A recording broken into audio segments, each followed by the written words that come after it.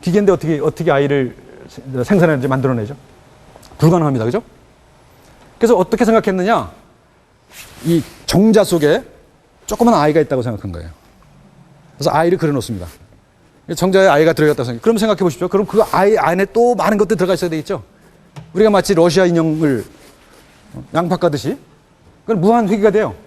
그러면 논리적으로 맞지 않는 거 아닙니까? 그죠? 근데 그렇게 생각할 수밖에 없었던 것이죠. 그렇지만 그 생각 때문에 우리가 엄청난 과학의 발전을 이뤘다라고 하는 것도 분명히 인정을 해야 됩니다. 제가 어렸을 때 경험 하나 말씀드릴까요? 이런 기계적 사유 양식을 가지다 보면요. 제가 어렸을 때 이 트랜지스터 라디오가 나왔습니다. 조그만 라디오가 나왔어요. 근데 거기서 막 말이 나와요. 아나운서가 막 뉴스도 얘기하고 그래요. 그래서 신기하잖아요. 그래서 어머니한테 여쭤봤습니다. 어떻게 도대체 저럴 수가 있느냐. 그랬더니 이제 우리 어머니가 좀 불성실한 분인 것 같아요. 교육적으로. 저 안에 조그만 사람이 들어가 있다는 거라. 그래서 열어봤잖아요. 열어봐서 보니까 없더라고요. 괜히 야단만 맞았죠.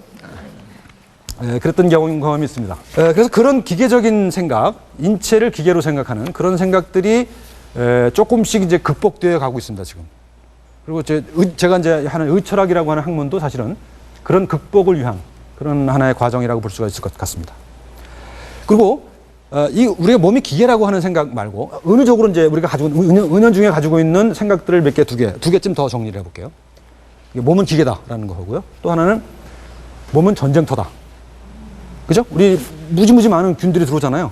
그래서 그 균들을 막아내고 막 하잖아요. 막 우리 면역세포들이 막 싸우잖아요. 전쟁터로 생각하죠. 그래서 최근에 의학에서 뭐라고 그럽니까? 마법의 탄환을 개발했다. 그러니까 특정한 병을 공격하는 스마트 폭탄 뭐 이런 걸 개발했다. 이런 얘기가 나오잖아요. 그 바로 인간의 몸을 전쟁터로 생각하는 거죠. 또 한 가지 뭐냐? 우리 몸이 시장이다. 굉장히 많은 상품들이 소비되는 공간이다. 약뿐만 아니라 무슨 건강보조식품, 뭐 다이어트 식품, 뭐 무지무지 많지 않습니까? 그런 것들이 소비되는 공간이에요. 그러니까 우리는 그 소비를 해야 건강하다라는 생각을 가지게 돼요, 은연중에. 이런 세 가지 은유가 우리가 가지고 있는 몸에 대한 생각을 지배하는 거죠. 제가 오늘 말씀드릴 것은 이런 은유를 좀 극복해보자. 이런 은유에 너무 빠져있지 말자. 좀 극복해보자라고 하는 겁니다. 그래서 그 새로운 은유가 뭐냐? 오늘 말씀드린 것이 몸은 세상이 보이는 창이다. 그죠? 우리는 몸을 통해서 세상을 본다. 그러니까 우리가 봤던 것처럼 동서고금에 굉장히 많은 다른 몸이 있었다. 그 몸은 뭐냐? 그 사람들이 세상을 바라보는 그런 창이었다는 것이죠. 그래서 우리는 어떤 창을 가졌냐? 지금 아까 말씀드린 것처럼 기계, 전쟁, 시장이라고 하는 은유를 가지고 있다. 그런 창을 가지고 살아가는 거 아니냐? 조금 좀 분위기를 좀 바꿔보자.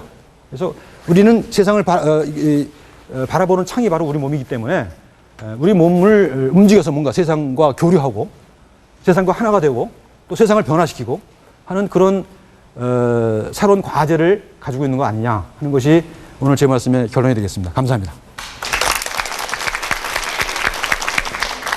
네, 몸을 보는 시선 조금 변화시켜 봐야 될 필요가 있을 것 같습니다. 하지만 요즘 젊은 사람들도 그렇고요. 네. 너무 몸을 그 미적인 기준으로만 많이 보는 경향이 있어요. 그거에 대해서는 어떻게 생각하시는지요? 글쎄요, 뭐 아름다움을 추구하는 그런 욕망을 뭐라고 할 수는 없겠죠. 네. 하지만 좀 과도한 경향은 있어 보입니다.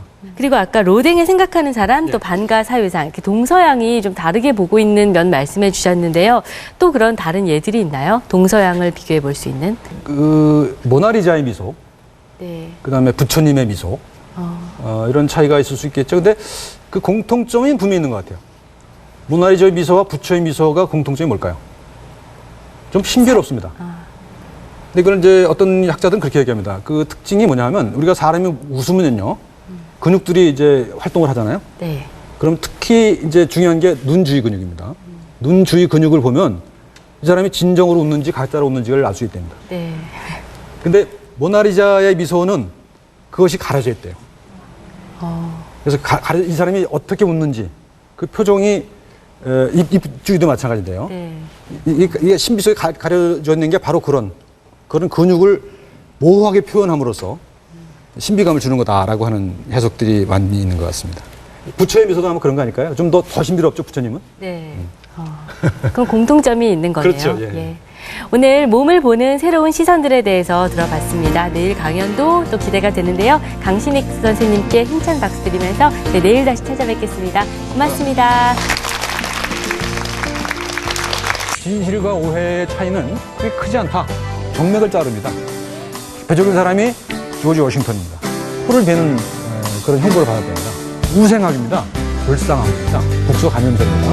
일반적인 의학사는 이런 사실들을 잘 기록을 안 합니다. 의학사의 치부거든요. 그러면 장을 잘라요. 그래서 45%를 드러내고 싶지 않은 거죠.